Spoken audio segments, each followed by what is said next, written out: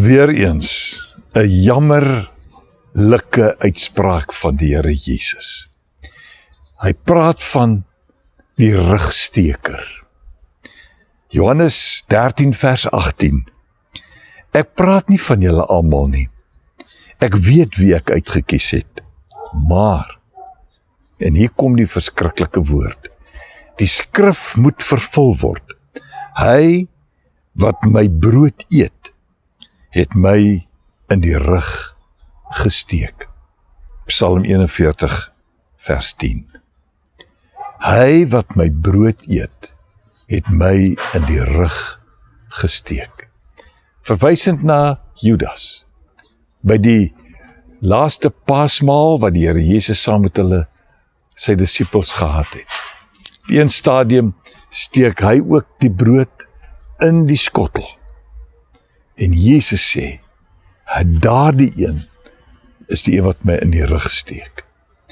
Ons weet dat daar nie 'n fisiese steekmes of 'n swaard of 'n spies in Judas se hand was nie.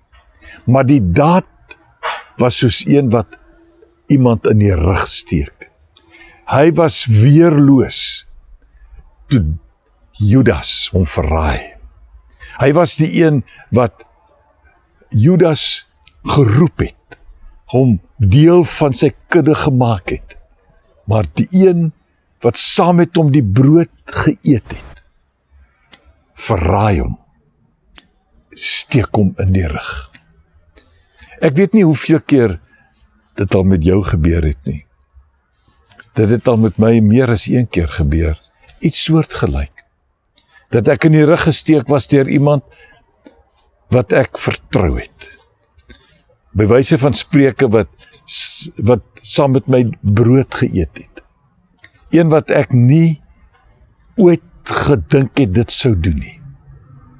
Het my ook in die rug gesteek.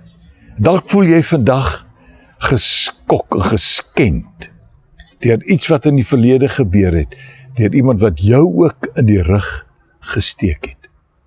Wel, weet dit, jy is nie die enigste nie. Jesus het self hierdie pad geloop. Die gevolg was natuurlik dat daar goeie dinge uit na vore gekom het. En al is dit ook hoe moeilik. Kom ons kyk, om uit dit wat gebeur het, ook die goeie na vore te laat kom. In ons lewe te wille van ander, en ons getuienis, dat ons disippels is van Jesus, en bereid is om deur 'n rugsteker vorentoe gehelp te word, en nie afgedruk te word nie. Loop mooi.